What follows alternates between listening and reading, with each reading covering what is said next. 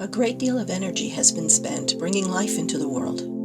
The veil of the High Priestess has been crossed. What was once the infinite potential of all things has now been funneled into a single, finite experience. Single body, single mind, single purpose. To be born, a child's body is cut away from the nutrients its mother provided for physical growth. Nutrition will now come from outside of its mother. However, the connection between spirit and infinite source can never be severed. It exists always because it is from the source that all life emanates. The Hierophant is the earthly keeper of this great secret, but he is more than just a guardian. The Hierophant is synchronicity between the realms of physicality and spirituality.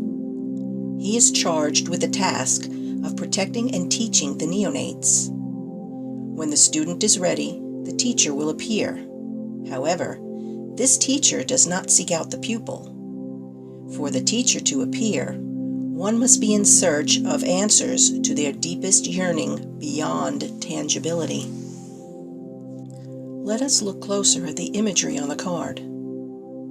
A figure sits on a throne, just like the High Priestess and the Emperor. He is seated between two pillars, just like the High Priestess. However, unlike the pillars of the High Priestess, the Hierophant's pillars are the entry into the house of God.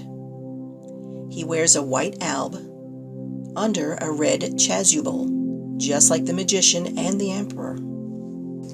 In his left hand is a scepter terminating in a triple cross. His right hand is held in an ecclesiastical sign of esotericism. The Hierophant is declaring his knowledge of both the manifest and concealed parts of his doctrine. On his head is a triple crown. There are 3 Christian crosses down the front of his chasuble. Including the scepter, there appears to be 3 references to a Holy Trinity here.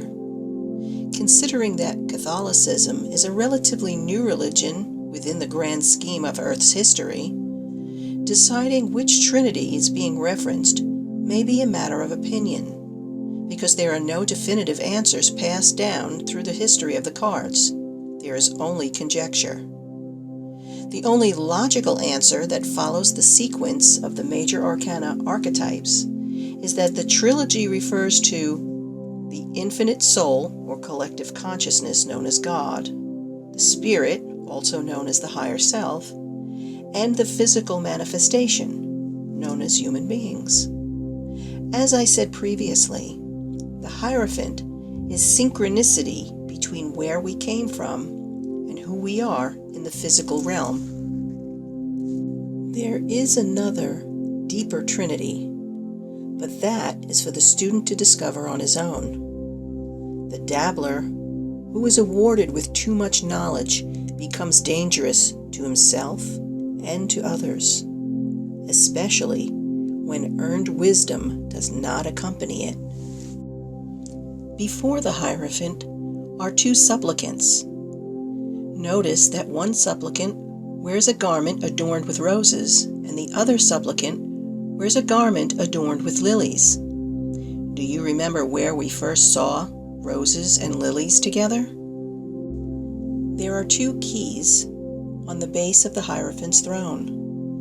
These keys appear between the supplicants because we see that the roses and the lilies are separated. The supplicants do not yet know the secret of their origin. This is why they've come.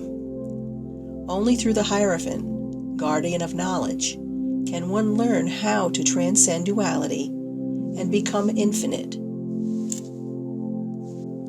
A state of confusion will call for help like a beacon.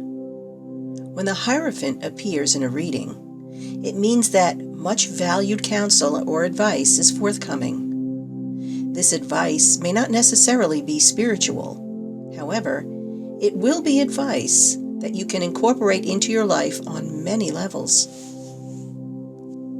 The path of life may lead you to the oldest, tallest, most beautiful building in the city. There are no elevators, only stairs.